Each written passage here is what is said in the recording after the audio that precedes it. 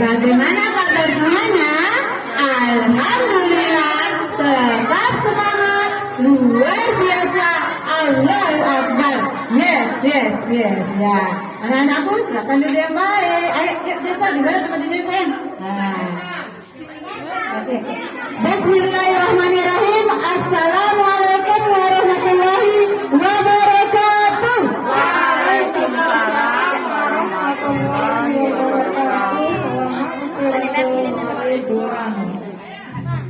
Pertama-tama, mari kita panjatkan puji syukur kita kehadirat Allah Subhanahu wa Ta'ala, karena berkat ridhonya lah kita semua bisa berkumpul di tempat ini dalam keadaan sehat walafiat. Alhamdulillah. Selawat serta salam kita haturkan kepada Nabi besar Muhammad Sallallahu Alaihi Wasallam, karena berkat beliau kita bisa keluar dari alam yang gelap gulita menuju alam yang terang benderang.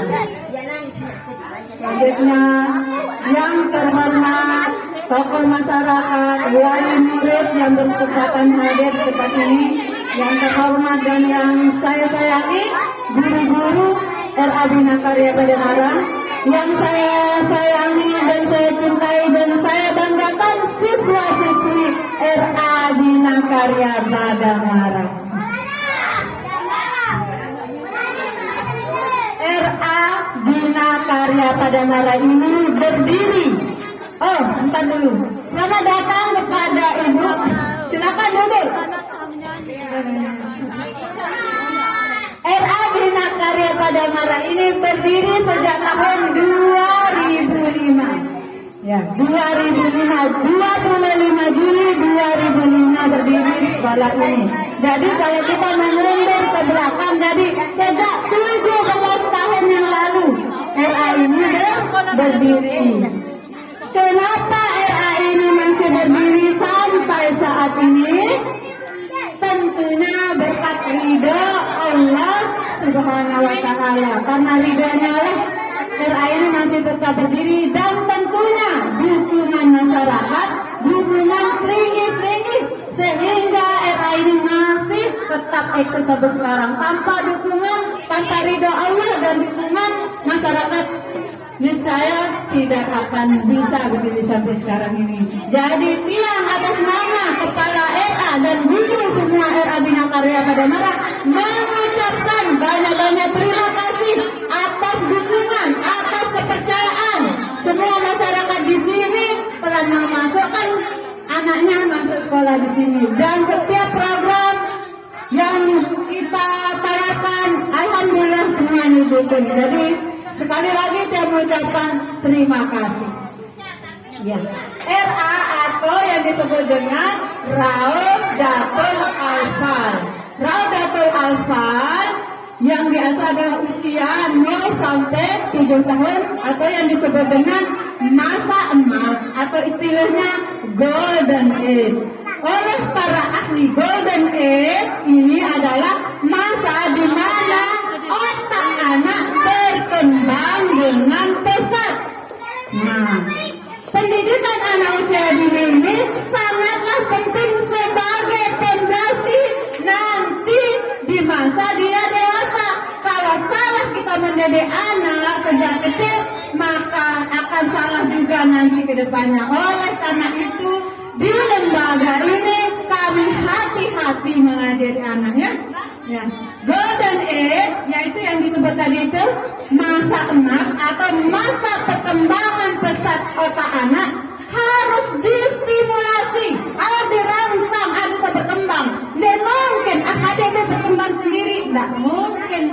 Nah, bagaimana menstimulasinya? Dengan bermain dan belajar. Maksudnya bermain dan belajar. Di dalam permainan itu ada pembelajaran. Nah, misalnya bermain balok. Kadang-kadang enak, untuk jarak doang. Bukan. Bermain balok hal yang sederhana, antara lain nasi jawab si anak. Ini gitu. Apa? Ketika dia bermain balok, fisik motorik, fisik halus anak bekerja sehingga nanti kalau dia ada tugas menulis cepat dia bisa kan begini. Nah, Ada, ini harus kita latih. Ketika dia memilih balok antara warna merah, warna kuning, oh ini digabung, indah menjadi bagus. Oh, kita mau buat rumah bertingkat. Oh, bongkar lagi, buat rumah yang lain, bongkar lagi. Oh, pina misalnya open. Politiknya bekerja. Jadi anak ini melatih dia berpikir, dia mesti distimulasi dengan permainan tadi. Ketika anak sedang main tadi, ada temannya di dekatnya. Oh, kalau saya mau membangun ini, kalau saya begini. Jadi bahasanya juga bermain. Nah, waktu dia membangun, sekarang bangun open. Nanti pina kios, pina mobil. Nah, ini ada rasa kesabaran anak, sosial emosionalnya, nilai agamanya. Nah, ya. Terus apalagi ada juga nilai estetikanya, seninya. Nah, misalnya kalau warna coklat atau warna kuning bagus, tergabung warna biru nih, gabung dia bagus, lupa lagi. Nah, anak itu sudah mulai dikembangkan sifat seni estetikanya. Jadi 6 bidang kemampuan dalam satu permainan dikembangkan. Pertama, sosial emosional, nilai agama moral, kognitif, bahasa, dan seni. Nah, itu jadi bermain dan belajar bukan hanya sekedar bermain. Dalam permainan juga, dalam belajar juga sesuai kondisi anak. Nah, kemarin beberapa hari yang lalu yang masuk di kelompok A, ada orang tua yang masuk, dia cubit anaknya. Enggak, ada simbol.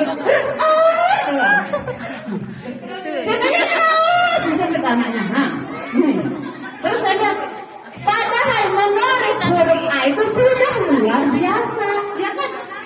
Bertahap. Dia mungkin masih mana, entar mulai malah step demi step by step. Nah, pelan sesuai dengan kemampuan anak. Menulis huruf A juga kalau tidak belajar nggak akan bisa. Jadi enak-enak mungkin sehari 2 hari, mungkin sebulan, insya Allah. Dan kemampuan anak itu berbeda. Ada anak yang kognitifnya luar biasa, tetapi di bidang lain nggak bisa. Ada yang temukan anak di kognitifnya down. Kaki dulu sayang, duduk. Kognitifnya kurang, tetapi ketika teman-temannya semua pulang, dia menemui saya. Ini pengalaman Ibu Guru, apa kebantu? Coba, anak usia 0 sampai 6 tahun menawarkan bantuan. Kita yang sudah dewasa, pernahkah kita melakukannya? Kadang-kadang nggak pernah. Anak usia 0 sampai 6 tahun, Ibu Guru, apa kebantu ini? Betul ini. Luar biasa.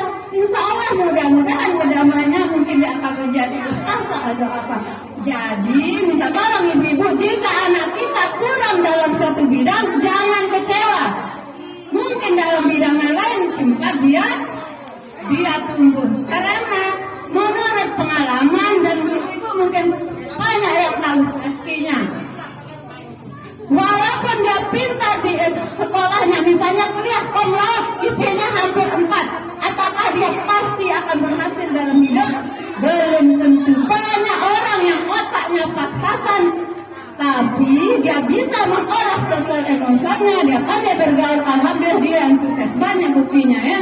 Jadi kita jangan kecewa, jangan selalu menonjolkan kognitif saja. Oh, pintar ya. Jangan, yang penting anak itu baik aja dulu.